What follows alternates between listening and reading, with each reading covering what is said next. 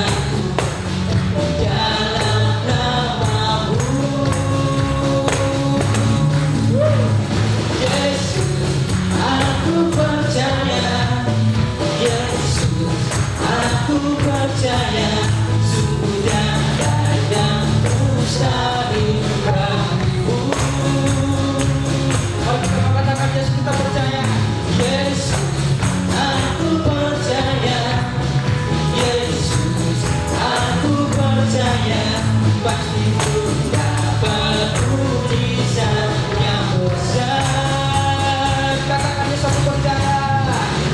Yesus, aku percaya. Yesus, aku percaya. Sudah ada yang mustahil bagimu. Sekali kita katakan Yesus, aku percaya. Yesus, aku percaya. Yesus, aku percaya. Pasti ku dapat mujizat yang besar. Sama-sama.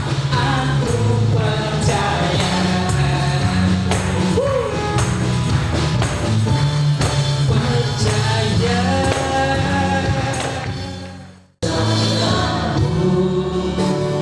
Ku akan terbang tinggi di tengah badai hidup. Ku tak menyerah. Kau kekuatan dan perlindungan bagiku.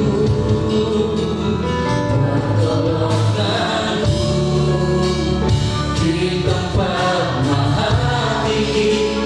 Ku mengangkat tanganku, aku berserah. Kau menantikan, Kau yang ku sembah. Yesusku, Rajaku, pertolonganku di tempat maha tinggi. Ku mengangkat tanganku, aku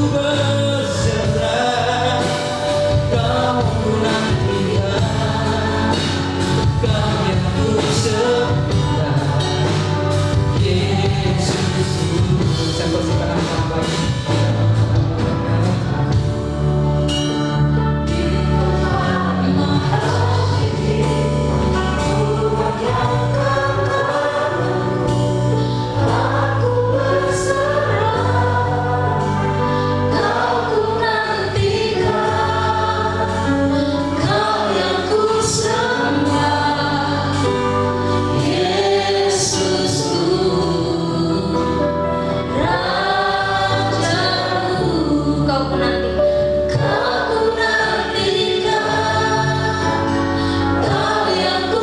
Saya bersihkan apa-apa.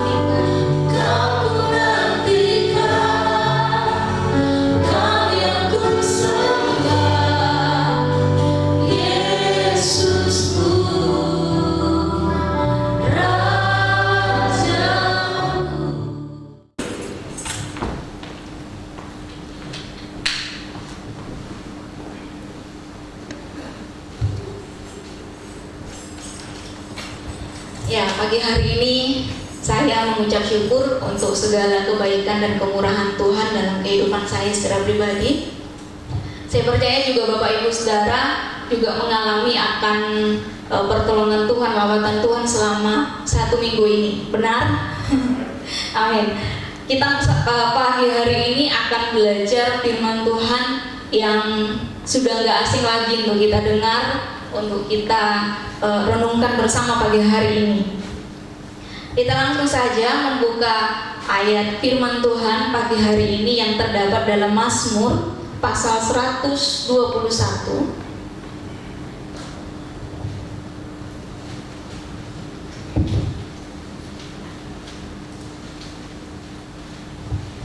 Mazmur pasal 121 ayat 1 sampai dengan ayat yang ke-8.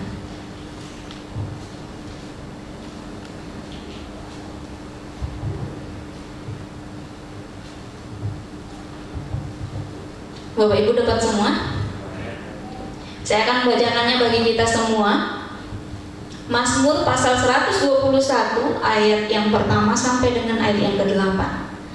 Dengan judul perikop di atas, Tuhan penjaga Israel. Nyanyian ziarah.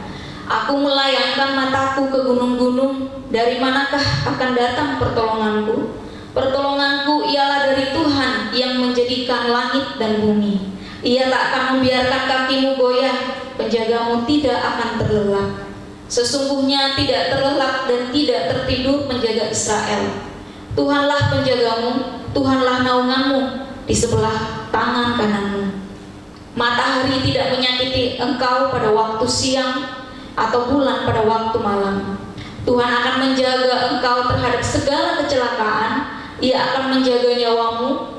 Tuhan akan menjaga keluar masukmu dari sekarang sampai selama-lamanya. Amin. Bapak Ibu Saudara, ya, saya memberikan tema kecil ya buat firman Tuhan pagi hari ini, yaitu pemeliharaan Tuhan. Ya, pemeliharaan Tuhan. Sebenarnya dalam pasal ini banyak sekali tema-tema yang bisa kita angkat ya, yaitu sebagai penjaga, sebagai penolong dalam kehidupan kita sehari-hari. Namun saya memberikan tema pagi hari ini yaitu pemeliharaan Tuhan.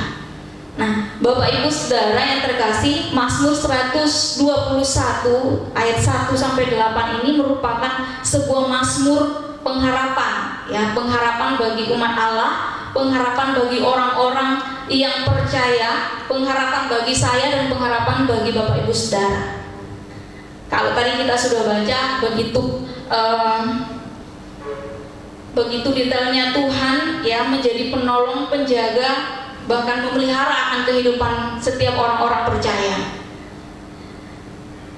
Nah, artinya dalam mazmur ini bahwa kita mengenal ya siapa Tuhan kita, seperti apakah Dia bertindak terhadap umatnya yang percaya kepadanya. Nah, Allah itu pemeliharaan Tuhan ya, pemeliharaan Tuhan itu adalah jaminan dan satu-satunya pengharapan yang pasti dalam kehidupan kita. Benar ya kan, dia juga menjadi jaminan yang kekal. Dia sudah memberikan kita kepercayaan untuk kita ini dengan sungguh-sungguh percaya sepenuhnya kepada Tuhan ya. Nah, pengharapan di dalam Tuhan itu pasti, dan segala sesuatu yang ada di muka bumi ini tidak dapat kita jadikan sebagai suatu jaminan yang kekal dalam hidup kita, kecuali jaminan yang berasal daripada Tuhan. Kalau kita membaca, merenungkan, bahkan setiap hari kita boleh melihat akan penyertaan Tuhan dalam kehidupan kita, tentu kita tidak akan pernah ragu akan jaminan Tuhan itu. Nah, jaminan Tuhan ini banyak Bapak Ibu Saudara ya, jaminan akan pemeliharaannya, jaminan akan Dia menjaga kita, Dia memberikan pertolongan kepada kita setiap hari ya. Nah, itu yang saya rasa juga Bapak Ibu mengalami hal itu. Rasanya kok tegang ya saya ngomong ini ya. Jadi sebenarnya pemeliharaan Tuhan itu tidak hanya berbicara tentang berkat-berkat Tuhan saja, tentang hal-hal yang kita alami sehari-hari ya, tapi juga pemeliharaan akan keselamatan kita ya, pemeliharaan akan pertolongannya setiap hari itu benar-benar sudah nyata dalam kehidupan kita. Nah, kalau Bapak Ibu melihat Mazmur ini dengan kata yang di ayat yang pertama itu mula-mula dengan kata ziarah. Nah, orang berziarah itu biasanya pergi ke kuburan atau ke tempat-tempat suci atau ke rumah-rumah ibadah ya, yang memiliki sejarah yang menarik orang-orang untuk datang di situ. Nah, penulis menyanyikan atau memberitakan bahwa nyanyian ziarah itu mengacu kepada bangsa Israel ya, bangsa Yehuda, di mana mereka hendak ya untuk pergi ke Bait Allah. Nah, orang Yahudi pada zaman dulu ketika mereka hendak menuju ke Yerusalem atau ke Bait Allah ya, Bait Allah ini terletak di gunung. Jadi di ayat yang pertama ini mengatakan, aku melayangkan mataku ke gunung-gunung, dari manakah akan datang pertolonganku? Pertolonganku ialah dari Tuhan yang menjadikan langit dan bumi. Ya, Dia memberikan kepada kita penjelasan bahwa ketika mereka hendak pergi untuk mereka beribadah di Bait Allah, yaitu yang terletak di gunung. Nah, Bapak Ibu juga, saya percaya ketika kita mau berziarah ke suatu tempat pasti ada hal-hal yang mau kita ketahui, ya, yang mau kita tuju, yang mau kita cari tahu benar apa tidak.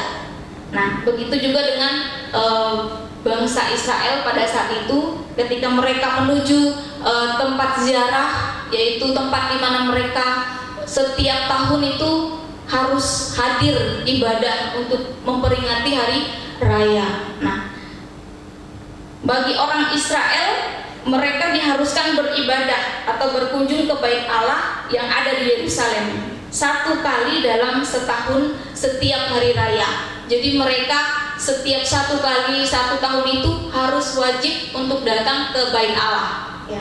Jadi mereka harus datang beribadah, berkunjung, ya, untuk mereka bisa bersama-sama memuji Tuhan. Nah, dalam perjalanan mereka menuju ke Bait Allah ini ada banyak hal yang mereka alami, ada banyak rintangan yang mereka alami.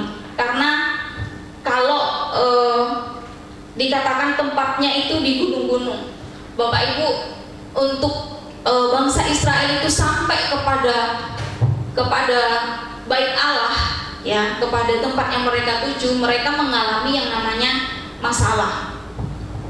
Nah, masalah mereka yang mereka harus hadapi adalah mereka harus melewati lembah, ya kan, mereka harus melewati hutan yang mengancam akan keselamatan mereka.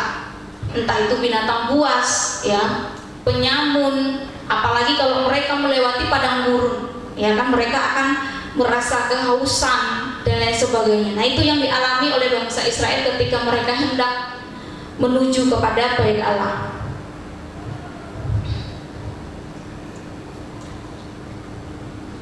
Nah, karena itu menjelang hari raya, orang-orang Yahudi dari berbagai negara itu sudah datang berkumpul di Yerusalem.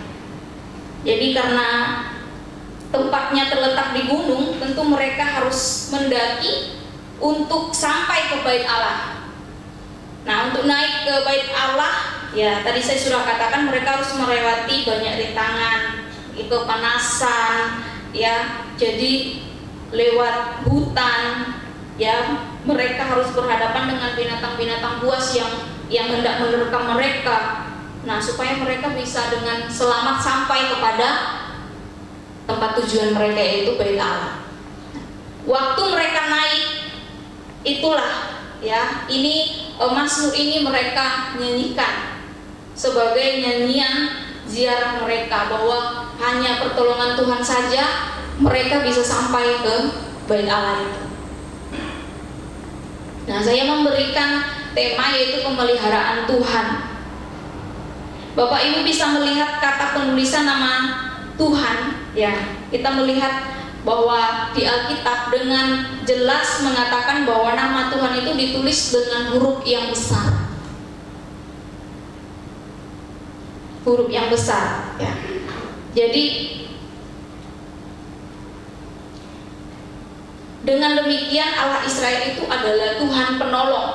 Jadi bukan hanya Allah Tuhan yang ditulis di sini bukan menggunakan huruf kecil, tapi Allah yang Tuhan yang besar. Nah, penulisan kata Tuhan ini besar karena hanya Dia, Allah yang satu-satunya yang mampu menolong bangsa Israel pada saat itu. Ayat ini juga menegaskan kepada kita bahwa kita boleh meminta pertolongan kepada siapapun, namun hanya kepada Tuhan. Dia yang Allah yang sanggup yang akan menolong kita.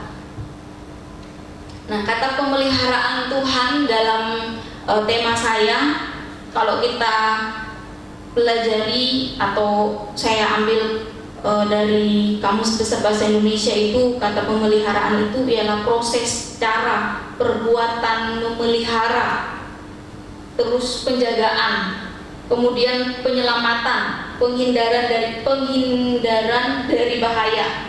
Jadi Tuhan itu tidak hanya sekedar menciptakan saja, tapi juga memelihara, menjaga, menolong kita dalam keadaan yang kita alami. Amin. Bapak Ibu mengalami ini ya. Jadi Tuhan tidak hanya menjadi penolong, namun Dia juga senantiasa boleh menuntun kehidupan kita, memelihara kehidupan kita. Nah, Bapak Ibu Saudara, kita yang sudah percaya seharusnya tidak perlu meragukan akan pemeliharaan Tuhan atas kehidupan kita saat ini. Kita tidak perlu ragu, kita tidak perlu khawatir akan pemeliharaan Tuhan. Di ayat yang pasal yang ke-121 ayat yang ke-1 ini menjelaskan kepada kita tentang sebuah pencarian yang begitu dalam. Ya, artinya kalau kita baca, aku melayangkan mataku ke gunung-gunung, dari manakah akan datang pertolonganku. Artinya kita ini benar-benar mencari siapa yang menjadi penolong kita dalam kehidupan kita saat ini. Kita tidak dapat berpegang teguh kepada apa yang kita miliki saat ini. Mungkin uang kita banyak, ya, tapi tidak menjamin akan kehidupan kita untuk masuk surga. Apalagi, ya, banyak sebenarnya yang menjadi pertanyaan-pertanyaan kita, ya. Namun jawabannya ada di pasal 1, ada di ayat yang pertama dengan ayat yang kedua. Itu berkesinambungan, bahwa dikatakan dan menjelaskan kepada kita tentang sebuah pencarian yang begitu dalam dengan melayangkan mata kita ke gunung-gunung. Ya, bangsa Israel saat itu mengalami hal yang begitu di luar akan logika mereka. Nggak mungkin kita sampai di sana. Sedangkan ada banyak orang-orang yang ingin membunuh kita. Ada banyak binatang-binatang buas di sana. Ya, kita tidak punya persediaan dan lain sebagainya. Dalam perjalanan mereka khawatir. Ya, mereka khawatir akan kehidupan mereka. Ya, bagaimana kita bisa sampai di sana? Nah, Bapak Ibu Saudara, dengan ayat yang pertama ini menjelaskan bagaimana kita mencari Tuhan itu dengan sungguh-sungguh, ya, dan melihat dari mana akan datang pertolongan Tuhan. Nah, siapakah yang akan bertindak menolong bangsa Israel, menolong Bapak Ibu dan saya saat ini? Siapa yang akan sanggup menolong kita? Ya, hanya Tuhan. Namun di ayat 2 ini dengan jelas memberikan kepada kita bahwa pertolonganku ialah dari Tuhan yang menjadikan langit dan bumi. Nah, pertolonganku ialah dari Tuhan yang menjadikan langit dan bumi. Jadi Bapak Ibu perhatikan bahwa ayat 2 ini menjelaskan kepada kita alasan pertama mengapa Tuhan adalah tempat pengharapan kita satu-satunya, yang aman, yang menolong kita, yaitu karena Tuhan Allah yang berdaulat atas kehidupan kita. Ya, jadi kita sudah seharusnya percaya sepenuhnya kepada janji Tuhan, kepada pemeliharaan Tuhan, bahwa hanya Tuhan Allah yang berdaulat atas kehidupan kita. Tuhan adalah penolong kita, Tuhan adalah penolong bagi saya dan Bapak Ibu Saudara. Nah, ayat ini menjelaskan 1 dan 2 ini memberikan kepada kita bahwa kita ini nggak perlu cari Allah-Allah yang lain, ya, Allah-Allah yang dunia lihat itu mengecewakan. Kalau di tempat saya, kalau misalkan ada orang yang sakit, ya paginya datang ke gereja, tapi malamnya mereka mengundang orang yang mereka anggap itu pintar dan bisa menyembuhkan, ya. Jadi kalau dikatakan itu dukun, ya, jadi mereka beribadah kepada Tuhan, mereka menaruh kepercayaannya kepada Tuhan. Namun ketika mereka mengalami sakit, ya, padahal sudah jelas-jelas itu penyakitnya, kayak misalkan kena MAH atau kena diabetes, mereka datang kepada orang pintar. Katanya bukan hanya itu yang menyebabkan dia sakit, pasti ada orang-orang yang ingin membunuh dia, ya, ada orang-orang yang nggak suka dengan dia. Jadi mereka paginya datang ke gereja, tapi malamnya mereka mengadakan ibadah ya kayak rutinitas ya sebagai dukun gitu. Mereka berharap sepenuhnya kepada dukun. Jadi tidak mempercayakan iman mereka yang sesungguhnya kepada Tuhan. Mereka masih meragukan akan keselamatan yang Tuhan berikan itu. Nah, mereka meragukan akan pemeliharaan Tuhan, lawatan Tuhan. Jadi manusia ya bisa mereka percayai, sedangkan Tuhan mereka tidak dapat percayai. Ya, yang sudah jelas-jelas dengan terang-terangan ya mereka datang ke gereja, mereka mendengar firman Tuhan, namun ketika mereka pulang mereka ragu lagi. Nah, saya percaya Bapak Ibu di sini juga tidak mengalami atau tidak mau ya menjadikan Tuhan itu nomor kesekian untuk kesembuhan, pemeliharaan, bahkan pertolongan Bapak Ibu Saudara. Kita mau menjadikan Tuhan itu nomor satu dalam kehidupan kita, yang tidak akan pernah tergantikan oleh apapun, siapapun, dan Allah-Allah lain apapun ya, karena Dia sudah memberikan kita jaminan bahwa Tuhan itu yang menjadikan langit dan bumi, dan Dia juga yang akan senantiasa boleh memelihara akan ciptaannya, termasuk kita. Nah, berbagai ancaman itu mengancam akan kehidupan kita sehari-hari ini ya. Saya juga seringkali ketika dalam pekerjaan, ketika kerja, pelanggan-pelanggan itu kadang tanya, aman, ya, maksudnya itu aman dari COVID. Saya bilang aman, semuanya aman ya. Jadi sebelum kita kerja itu kan kita ini dulu ya, ditembak dulu ya. Jadi kalau suhunya itu lebih dari yang ditentukan, maka ya disuruh pulang. Jadi semua kita yang suhunya masih stabil ya kita diperbolehkan untuk bekerja.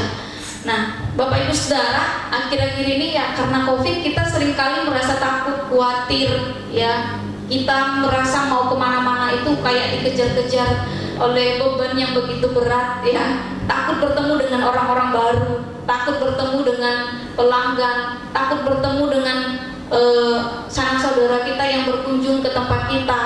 Malah kita yang bilang jangan dulu ke tempat saya, soalnya keadaannya masih seperti ini. Nah, Bapak Ibu Saudara, banyak orang punya pemikiran yang ala udahlah gitu loh. Itu COVID nggak akan berakhir ya.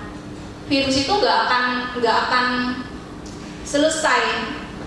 Kita nggak bisa menentukan kapan dan tahun berapa, bulan berapa ya. Tapi yang kita percaya bahwa Tuhan kita adalah Tuhan yang memelihara akan kehidupan kita. Kita nggak perlu takut karena kita mempunyai jaminan yang kekal, jaminan yang luar biasa yang daripada Tuhan. Dia sanggup memelihara kita dalam keadaan apapun ya. Namun kita juga diberikan hikmat oleh Tuhan untuk kita bisa memakai hikmat itu dengan baik, mempergunakan anjuran pemerintah menggunakan masker ya. Ketika kita berpergian juga kita senantiasa boleh memperlengkapi diri kita dengan protokol kesehatan. Jadi kalau kita tidak menggunakan itu ya jangan menyalahkan orang lain ya kan, karena sudah jelas-jelas pemerintah juga menganjurkan kalau kita ketemu dengan orang harus jaraknya berapa meter ya kan, harus pakai masker, harus menjaga kesehatan. Kita pulang kerja langsung mandi, atau kalau belum mau mandi cuci tangan, cuci kaki. Nah seperti itu. Jadi kita sendiri juga diberikan hikmat kepada kita sendiri oleh Tuhan untuk kita ini bisa memelihara diri kita sendiri dan kita bisa menjaga ya stamina kita, imunnya kita supaya nggak drop, jadi kita nggak sakit. Nah, ya saya percaya juga tidak hanya itu yang akan terjadi dalam kehidupan kita. Berbagai bahaya mengancam akan hidup kita. Sakit, krisis ekonomi, masalah dalam bisnis, kecelakaan dan lain-lain ya. Itu yang seringkali mengancam akan kehidupan kita, yang seringkali membuat kita ini panik, kita ini khawatir, kita ini ragu akan jaminan Tuhan. Kita tidak dapat bergantung pada apa yang kita miliki. Saya katakan tadi, kita tidak dapat bergantung dengan uang kita, kekayaan kita, ya aset-aset yang kita miliki. Nah, itu semua tidak bisa membebaskan kita dari setiap ancaman yang mengintai kita. Bapak Ibu Saudara, sepanjang 40 tahun kalau kita boleh melihat di sejarah bangsa Israel yang begitu luar biasa, Tuhan memelihara, menjaga, menaungi mereka, ya. Jadi dari ayat ini kita akan belajar ayat yang ketiga sampai dengan ayat yang ketujuh itu, ya saya akan bacakan pada kita semua. Ia tak akan membiarkan kakimu goyah, penjagamu tidak akan terlelap, sesungguhnya tidak terlelap dan tidak tertidur penjaga Israel. Tuhanlah penjagamu, Tuhanlah naunganmu di sebelah tangan kananmu. Matahari tidak menyakiti engkau pada waktu siang atau bulan pada waktu malam. Tuhan akan menjaga engkau terhadap segala kecelakaan, Ia akan menjaga nyawamu. Nah, Bapak Ibu Saudara, ini adalah jaminan bagi kita semua orang-orang yang percaya kepada Tuhan. Ya, bentuk pemeliharaan Tuhan. Kalau kita melihat perjalanan bangsa Israel yang begitu luar biasa, mereka harus mengalami banyak sekali ancaman-ancaman yang mereka sendiri sudah sebenarnya nggak sanggup. Makanya ya Musa akhirnya memberikan memberikan kekuatan kepada bangsa Israel untuk mereka terus berjalan sesuai dengan perintahnya Tuhan dan aturannya Tuhan. Ya, jadi bangsa Israel ketika mereka keluar dari tanah Mesir, bangsa Mesir, ya mereka mengalami hal-hal yang luar biasa. Mereka dikejar-kejar oleh musuh, ya, sampai pada akhirnya mereka merasa bahwa nggak ada pertolongan dari siapa-siapa. Tapi di ayat ini, ya, kita boleh melihat bahwa penjagaan Tuhan itu 24 jam dalam kehidupan setiap umatnya. Jadi Dia tidak pernah tertidur, Dia tidak pernah terlelap untuk menjaga kita. Kalau kita melihat matahari tidak menyakiti pada waktu siang atau bulan pada waktu malam, Tuhan menyediakan kepada mereka bahwa pemeliharaan Tuhan yang begitu luar biasa, yang mereka juga alami sebenarnya, ya. Hanya saja mereka harus percaya. Kadangkala ketidakpercayaan mereka, rasa khawatir mereka membuat mereka dengan tegas, ya, enggak Tuhan-Tuhanan gitu, ya kan? Enggak ada Tuhan yang mempedulikan aku saat ini. Ya, padahal mereka melihat sendiri akan keajaiban-keajaiban yang mereka alami selama mereka berjalan di padang gurun, ya. Nah, selama 40 tahun itu mereka boleh melihat akan pemeliharaan Tuhan. Ketika mereka haus, Tuhan menyediakan air. Ya, ketika matahari panas, ya, Tuhan tetap menaungi mereka. Tuhan tidak membiarkan mereka sakit, ya. Tuhan tidak membiarkan mereka sampai mengalami kehausan. Tuhan tidak membiarkan mereka mengalami rasa kedinginan, ya. Tuhan menjaga mereka dari musuh-musuh 24 jam dalam kehidupan bangsa Israel saat itu. Saya percaya juga 24 jam, ya, Tuhan juga menjaga kita. Buktinya sampai saat ini kita boleh ada, itu semua karena Tuhan. Nah, percaya bahwa kita ini memerlukan Tuhan untuk memimpin kita, memimpin kehidupan kita. Ya, kita hanya bergantung penuh kepadanya karena Allah, karena Dia yang juga berjanji akan memelihara dan menjaga kita sampai kesudahannya. Jadi bentuk pemeliharaan.